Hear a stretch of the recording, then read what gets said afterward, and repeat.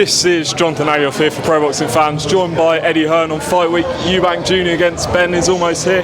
Eddie, how you feeling? Feeling good, mate. I mean, I'm wondering who's paying for all this, to be honest with you. Probably you. It's pretty impressive, isn't it? Yeah, not really seen anything like this before on a Monday, but it just shows you the magnitude of the fight, and we can't wait a few days to go.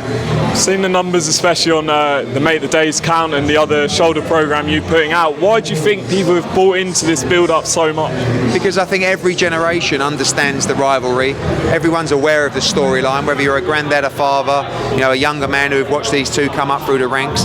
I think it's one of the biggest rivalries in British boxing, and narrative works, you know, and the narrative in this fight is off the chart. So a few days to go. The numbers have been huge. The pay-per-view numbers are going to be massive at the weekend, and can't wait.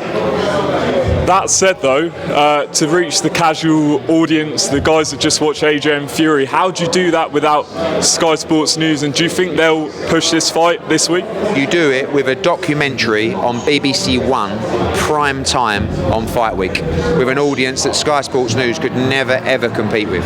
That's how you do it. Sky Sports have not yet really talked about this fight, and this is a good indication of really their feeling towards Matchroom and DAZN. This is the biggest fight in Britain this year by an absolute country mile. The whole country is talking about this fight. We'll see if they do too.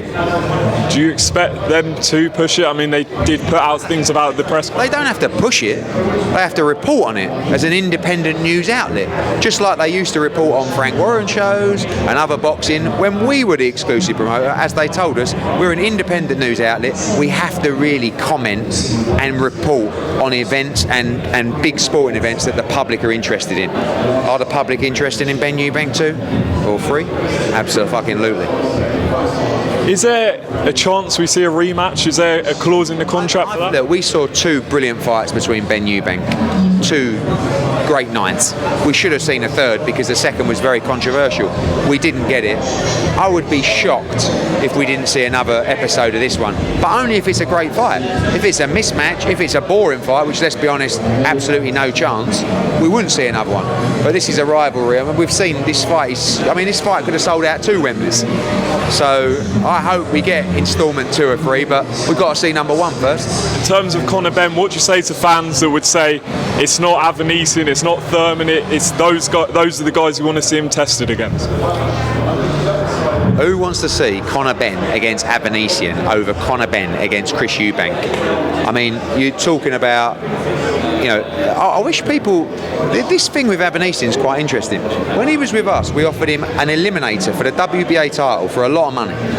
He turned it down, right? Who has he fought since turning it down? Of absolutely any note whatsoever. So, you know, I don't really know what the buzz is about Avanesian. I've not seen him take any big fights at all. His career's stalled completely. And it's not because no one wants to fight him, because we offered him a big fight in America, in Los Angeles. So, I don't know. And by the way, a great fighter. But it's like, that's a fight that has 2% of the interest of Ben Eubank. Just moving on, Eddie, you said earlier today that you're still, you know, open to discussing Fury against Joshua, but right now it's off.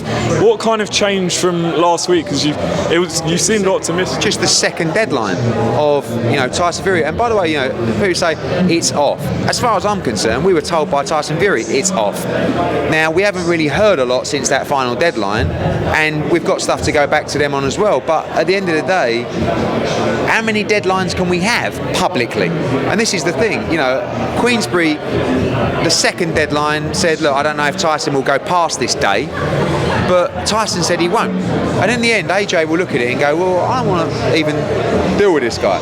We're still open to do the fight, but I just can't see a way that it gets made at the speed. And Derek Chisora received the contract on Friday to make the fight. People don't see this kind of stuff going on behind the scenes, so we don't know what to believe right now. But in my opinion, I was going to say if Tyson Fury is true to his word, but then, you know, in my opinion, I don't believe the fight happens right now. Is there a major stumbling block, or are you fed up with the deadlines? And really is. I mean, there's a lot of work to do. And Bob Arum came out 3 weeks ago and said there is absolutely no chance this fight happens.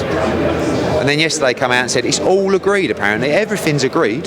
It's just my fault. There's so much work to be done on this. I won't go into it about we have no say in any of the commercial deals. Then they want to appoint an arbitrator that's actually the commercial partner.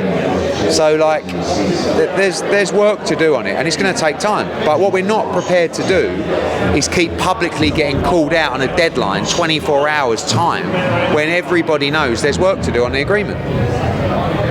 Who could be in the running if it's not Fury? To be honest, I don't know. I mean, all our focus has been on Tyson Fury. AJ's got to decide December 17th, and then we look at that top 15. I saw Joe Joyce call him out. Of course, people don't quite understand that as well, where I came out last week and said, Tyson Fury wants a big fight for December, maybe he should fight Joe Joyce. Of course, the teams come out collectively and say, well, I won't be ready for that one, but I'll fight AJ. Do you know what I mean? So, will AJ fight Joe Joyce in December? I've no idea. Will he fight a guy in the top 15? I've no idea. Maybe he don't even fight.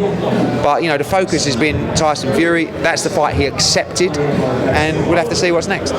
2 more, and then I'll finish up. John Fury says if the fight does go ahead, he'd fight you for free on the undercard. Did you see those comments? Like me for free? Yeah. Well, that's a bit of a mismatch, isn't it? Well, for me, he'd crush me. He'd kill me. I would get absolutely smashed in that fight, and I would never fight for free. No one should fight for free. It's a very dangerous sport. So John Fury, enough said.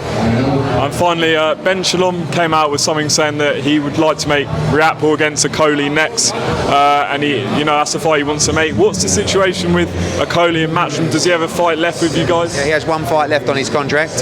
Happy to make that fight if they want to get in touch and make that fight. It's a really good fight. All for it. Cheers, Eddie. Appreciate it.